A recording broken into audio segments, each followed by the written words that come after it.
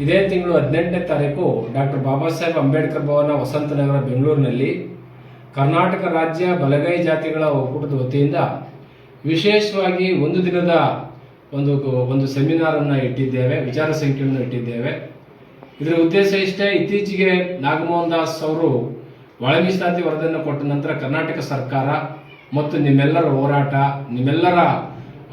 ಹೋರಾಟದ ಪರಿಶ್ರಮದಿಂದ 6 ಮತ್ತು 6% ಆಗಿ ನಮಗೆ ಲಭಿಸಿದೆ.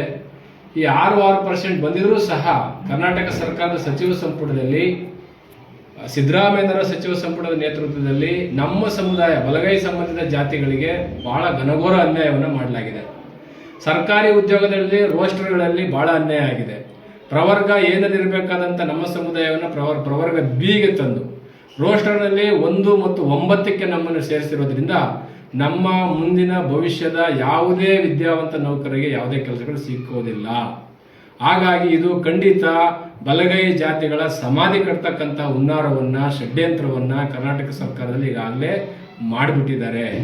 ಈ ಒಂದು ವಿಷಯ ಕುರಿತು ನಮ್ಮ ನಾಡಿನ ಬೀದರಿಂದ ಚಾಮರಾಜನಗರ ಜಿಲ್ಲೆವರೆಗೆ ನಮ್ಮ ಸಮುದಾಯದ ಎಲ್ಲ ನಾಯಕರುಗಳು, ಹಾಲಿ ಶಾಸಕರು ಮತ್ತು ಹಾಲಿ ಸಚಿವರು, ಮಾಜಿ ಶಾಸಕರು, ಎಲ್ಲ ಜನಪ್ರತಿನಿಧಿಗಳು, ಪ್ರಗತಿಪರ ಸಂಘಟನೆಗಳು, ದಲಿತ ಸಂಘಟನೆಗಳು, ನಮ್ಮೆಲ್ಲ ಹಿರಿಯ ನಾಯಕರು ತಪ್ಪದೆ 18ನೇ ತಾರೀಕು ಇದೇ ತಿಂಗಳು ಬೆಂಗಳೂರಿನ ಅಂಬೇಡ್ಕರ್ ಭವನಕ್ಕೆ ಸೇರಬೇಕಾಗಿದೆ. ಅದಲ್ಲದೆ ಸೆಪ್ಟೆಂಬರ್ 22ನೇ ತಾರೀಕು ನಡೆಯತಕ್ಕಂತಹ ಹಿಂದುಳಿದ ವರ್ಗಗಳ ಏನು ಇಲಾಖೆಯ ಒಂದು ಜನಗಣತಿ ಇದೆ, ಅದರಲ್ಲಿ ಸ್ಪಷ್ಟವಾಗಿ ಬಲಗೈ ಸಂಬಂಧಿತ ಜಾತಿಗಳಾದ ನಾವು ಒಂದೇ ಹೆಸರಿಂದ ಬರೀಬೇಕು. ಆ ಹೆಸರನ್ನು ನಾವು ಸೂಚಿಸಲಿಕ್ಕೆ ಇಡೀ ರಾಜ್ಯ ಮಟ್ಟದ ಸಭೆಯನ್ನು ಕರೆದಿದ್ದೇವೆ. ಹಾಗಾಗಿ ತಾವೆಲ್ಲರೂ ಇದು ನಿಮ್ಮದೇ ಕಾರ್ಯಕ್ರಮ ಅಂತ ತಿಳ್ಕೊಂಡು ಈಗಾಗಲೇ ನಾವು ರಾಷ್ಟ್ರೀಯ ಪತ್ರಿಕೆಗಳಲ್ಲಿ, ರಾಜ್ಯದ ಪತ್ರಿಕೆಗಳಲ್ಲಿ, ಪ್ರಜಾವಾಣಿಯಲ್ಲಿ ಮತ್ತು ವಿಜಯ ಕರ್ನಾಟಕದಲ್ಲಿ ಪ್ರಕಟಣೆಯನ್ನು ಕೊಟ್ಟಿದ್ದೇವೆ.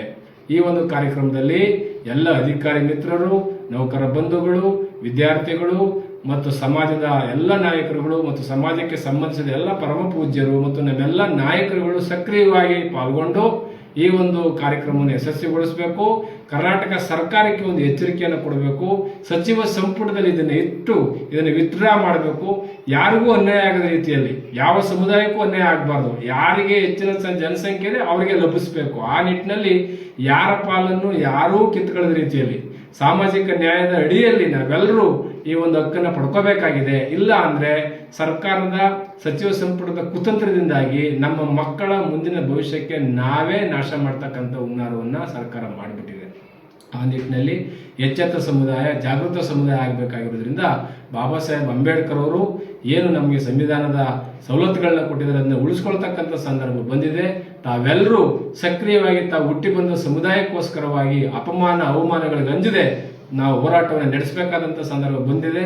ಆ ಒಂದು ಸಂದರ್ಭಕ್ಕೋಸ್ಕರ 18ನೇ ತಾರೀಕು ತಾವೆಲ್ಲರೂ ಭಾಗವಹಿಸಿ ಇದನ್ನು ಯಶಸ್ವಿಗೊಳಿಸಿ ಅಂತೇಳಿ ನಿಮ್ಮಲ್ಲಿ ನಾನು ಕಳಕಳಿಯಿಂದ ಕೇಳ್ಕೊಳ್ತೇನೆ. ಜೈ ಭೀಮ್, ಜೈ ಭಾರತ್.